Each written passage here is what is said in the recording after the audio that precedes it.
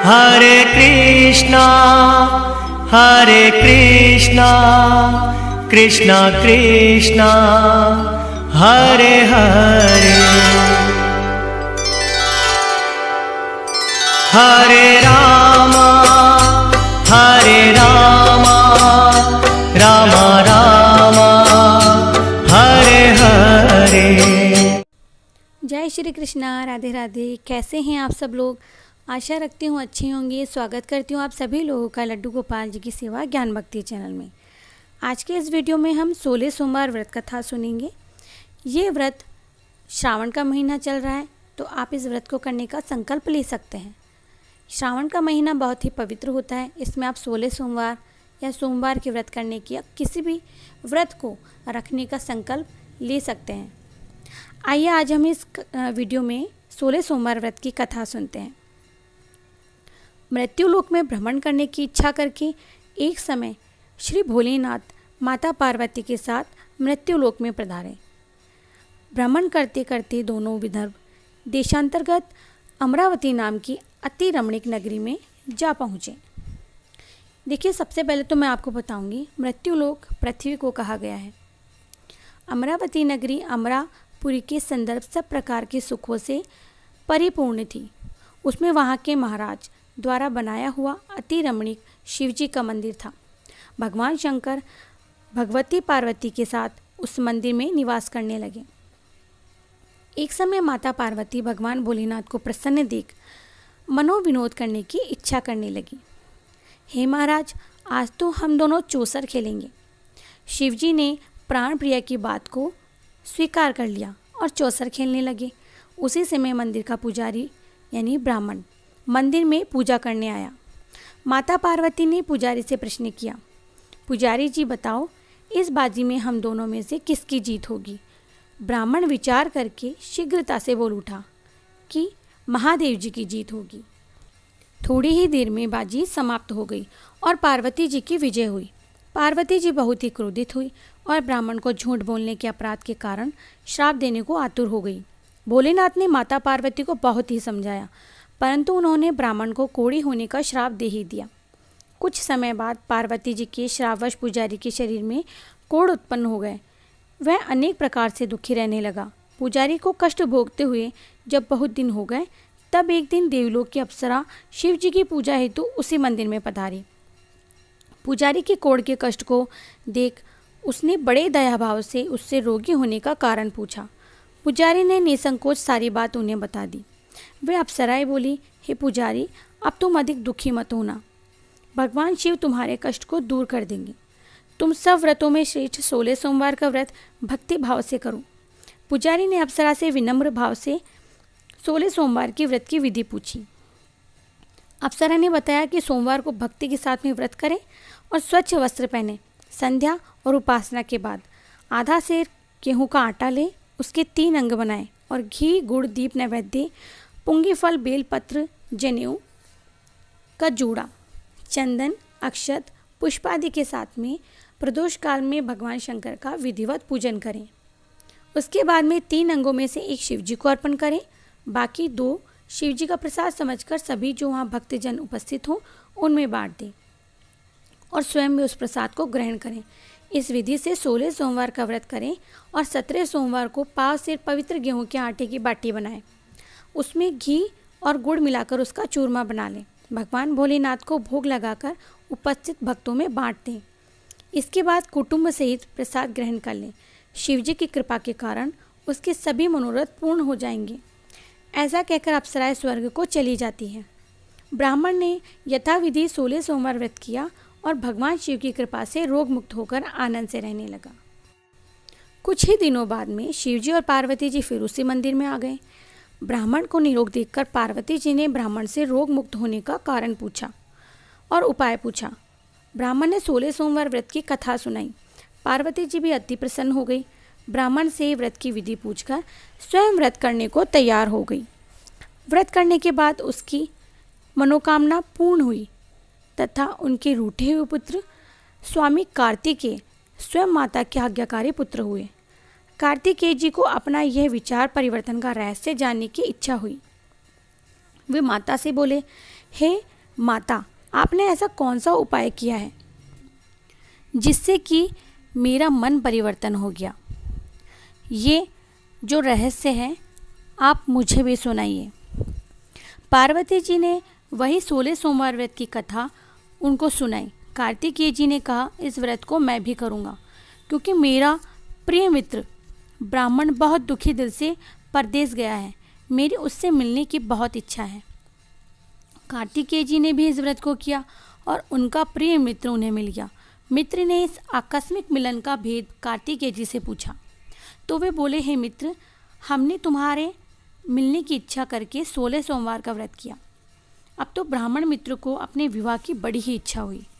उसने कार्तिकेय जी से पूछकर विधिवत ये व्रत किया। व्रत के प्रभाव से जब यह किसी कार्यवश वे विदेश चले गया था और वहाँ के राजा की लड़की का स्वयंवर था। राजा ने प्रण किया था कि जिस राजकुमार के गले में सब प्रकार से श्रृंगार रहित हथिनी माला डालेगी, मैं उसी के साथ अपनी प्यारी पुत्री का विवाह कर दूंगा। शिवजी की कृपा से वह ब्राह्मण भी स्वयंवर देखने की इच्छा से राज्यसभा में गया और एक ओर जाकर के बैठ गया। नियत समय पर हथिनी वहाँ आई और उसने जयमाला और ब्राह्मण जो जयमाला थी वो ब्राह्मण के गले में डाल दी। राजा ने अपनी प्रतिज्ञा के अनुसार बड़ी धूमधाम से अपनी कन्या का विवाह उस ब्राह्मण के साथ कर दिया। ब्राह्मण को बहुत सा धन देकर और सम्मान के साथ वहाँ से विदा कर दिया। ब्राह्मण सुंदर राजकन्या पाकर बहुत ही सुखी था और सुखी जीवन व्यतीत करने लगा। एक दिन राजकन्या ने अपने पति से प्रश्न किया कि हे प्राणनाथ, आपने ऐसा कौन सा भारी पुण्य किया था जिसके कारण से हथिनी ने सब राजकुमारों को छोड़कर आपका वरण किया? ब्राह्मण बोला, हे प्राण प्रिय, मैंने अपने मित्र कार्तिकेय के कथन के अनुसार 16 सोमवार का व्रत किया, जिसके प्रभाव से मुझे तुम जैसी स्वरूपवान पत्नी की प्राप्ति हुई। व्रत की महिमा सुनकर राजकन्या को बड़ा ही आश्चर्य हुआ। वह भी पुत्र की कामना करके ये व्रत करने लगी। शिवजी की दया से उसके गर्भ से एक अति सुंदर, सुशील, धर्मात्मा और विद्वान पुत्र की प्राप्ति हुई। माता पिता दोनों उस देव पुत्र को पाकर अति प्रसन्न थे। उसका लालन पालन भली प्रकार से करने लगी। जब पुत्र समझदार हुआ तो एक दिन उसने अपनी माता से प्रश्न किया, हे माँ, तुमने ऐसा कौन सा व्रत और तप किया था जिससे आपके गर्भ से मैं उत्पन्न हुआ? माता ने 16 सोमवार व्रत की कथा पुत्र को बताई। पुत्र ने सब तरह से मनोरथ पूर्ण करने वाले सरल व्रत को सुनाकर वह भी राज्याधिकार पाने की इच्छा से यह 16 सोमवार का व्रत करने लगा। व्रत शुरू करने के बाद में एक देश के वृद्ध राजा के दूतों ने आकर उसको राजकन्या के लिए वरण किया। राजा ने अपनी पुत्री का विवाह ऐसे सर्वगुण संपन्न ब्राह्मण युवक के साथ करके बड़ा सुख प्राप्त किया। वृद्ध राजा के दिवंगत हो जाने के कारण इसी ब्राह्मण युवक को सिंहासन पर बिठाया गया। क्योंकि दिवंगत राजा की कोई पुत्र नहीं था, राज्य का उत्तराधिकारी होकर भी वह ब्राह्मण पुत्र 16 सोमवार का व्रत करता रहा। जब 17वां सोमवार आया तो विप्र पुत्र ने अपनी प्रियतमा से पूजन सामग्री लेकर शिव पूजा के लिए शिवालय में चलने को कहा, परंतु उसकी पत्नी ने उसकी आज्ञा का पालन नहीं किया। दास दासियों के साथ में सारी सामग्री शिवालय भिजवा दी, परंतु स्वयं नहीं गई। जब राजा ने शिवजी का पूजन समाप्त किया तब आकाशवाणी हुई कि हे राजा, अपनी इस पत्नी को राजमहल से निकाल दो, नहीं तो तुम्हारा सर्वनाश हो जाएगा। आकाशवाणी सुनकर राजा के आश्चर्य का ठिकाना नहीं रहा। उसने मंत्रणा गृह में आकर अपने सभासदों को बुलाकर पूछा कि हे मंत्रियों, मुझे आज शिवजी की आकाशवाणी हुई है कि राजा तू अपनी इस रानी को निकाल दे, नहीं तो ये तेरा सर्वनाश कर देगी। राज्य में मंत्री तथा सभासद आदि सब विस्मय और दुख में डूब गए, क्योंकि जिस रानी के कारण राज्य मिला, राजा उसी को निकालने का जाल रच रहा है। यह कैसे हो सकता है? राजा ने अपनी पत्नी को राजमहल से निकाल दिया। रानी दुखी हृदय से भाग्य को कोसती हुई नगर के बाहर चली गई। फटे वस्त्र पहने, भूख से दुखी धीरे धीरे चलकर वे एक गाँव में पहुंची। वहाँ एक बुढ़िया सूत काट कर बेचने जाती थी। रानी की करुण दशा देखकर उसने कहा कि चल तू भी मेरा सूत बिकवा दे, मैं वृद्ध हूँ, भाव नहीं जानती हूँ।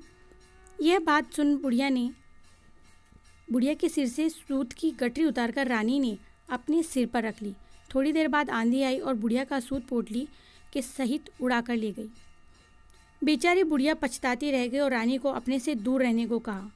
इसके बाद रानी एक तेली के घर गई। शिवजी के प्रकोप के कारण तेली के सब मटके उसी क्षण चटक गए। तेली ने भी रानी को अपने घर से निकाल दिया। बहुत ही दुख पाती हुई रानी एक नदी के तट पर गई। नदी का सारा पानी सूख गया। इसके बाद में रानी एक वन में चली गई। वहाँ सरोवर में पानी पीने गई तो उसके हाथ का स्पर्श होते ही सरोवर का जल असंख्य कीड़ा में होकर गंदा हो गया। रानी ने भाग्य पर दोषारोपण करते हुए उस जल को पीकर पेड़ की शीतल छाया में विश्राम करना चाहा, परंतु रानी जिस पेड़ के नीचे जाती उस पेड़ के पत्ते तत्काल गिरकर सूखने लग जाते।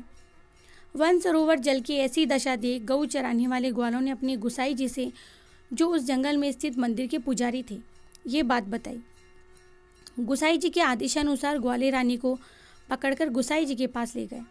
रानी की मुख कांति और शरीर शोभा देखकर गुसाई जी जान गए कि यह अवश्य ही कोई विधि की गति के मारे कुलीन स्त्री है। पुजारी ने रानी से कहा कि हे पुत्री, मैं तुमको अपनी पुत्री के समान रखूंगा। तुम मेरे आश्रम में रहो, मैं तुमको किसी प्रकार का कोई कष्ट नहीं दूंगा।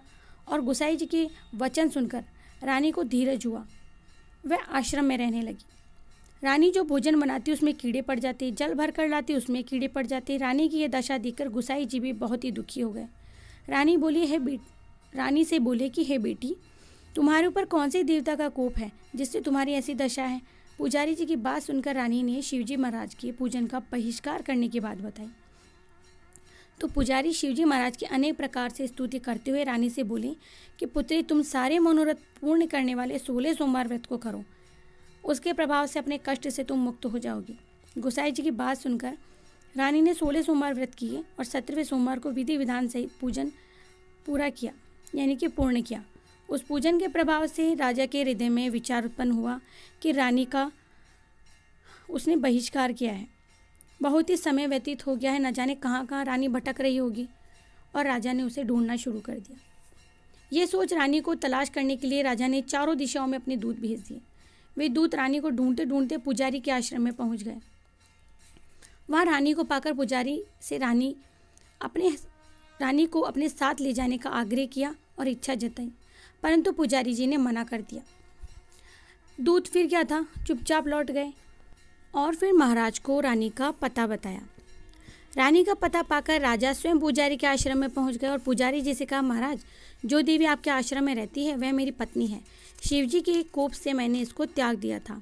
अब इस पर शिवजी का प्रकोप शांत हो गया है, तो इसीलिए मैं इसे लेने आया हूँ। आप इसको मेरे साथ जाने की आज्ञा दीजिए। गुसाई जी ने राजा के वचन को सत्य समझकर रानी को राजा के साथ जाने की अनुमति दे दी। गुसाई की आज्ञा पाकर रानी प्रसन्न हो गई और राजा के साथ में महल लौट आई। नगरवासियों ने नगर द्वार तथा नगर को तोरण एवं बंधनवारों से विधि से सजाया। घर घर में मंगल गान होने लगे। पीड़ितों ने विधिवत वेद मंत्रों का उच्चारण करके अपनी राजरानी का स्वागत किया। ऐसी अवस्था में रानी ने अपनी राजधानी में प्रवेश किया। महाराज ने ब्राह्मणों को अनेक तरह से दान आदि देकर संतुष्ट किया। याचिकों से धन धान्य देकर उन्हें संतुष्ट किया। नगरी में स्थान स्थान पर भंडारे खुलवाए, जहाँ भूखों को भोजन खिलाया गया। इस प्रकार से राजा शिवजी की कृपा का पात्र होकर राजधानी में रानी के साथ अनेक तरह के सुखों को भोग करने लगे। 16 सोमवार का व्रत करने लगे, विधिवत पूजन, शिव जी का पूजन, और इस प्रकार लोक में अनेक सुखों को भोगने के पश्चात दोनों शिवपुरी को पधारे। तो जो मनुष्य मनसा वाचा कर्मणा भक्ति सहित 16 सोमवार का व्रत एवं पूजन इत्यादि विधिवत करता है, वह इस लोक में समस्त सुखों को भोगकर अंत में शिवपुरी को प्राप्त होता है। यह व्रत सब मनोरथों को पूर्ण करने वाला है। तो आपने देखा कि यह व्रत कितना फलकारी है। 16 सोमवार व्रत कथा, जिसने भी ये कथा सुनी तो उसे भी इस व्रत का फल प्राप्त होता है। अगर आप सब लोगों को ये कथा पसंद आई हो तो प्लीज़ वीडियो को ज़रूर से लाइक करें, चैनल को सब्सक्राइब करें, फ्रेंड्स फैमिली में शेयर करना ना भूलें। मिलते हैं नेक्स्ट वीडियो में कोई भी प्यारा सा टॉपिक लेकर के। तब तक के लिए जय श्री कृष्णा, राधे राधे, ओम नमः शिवाय।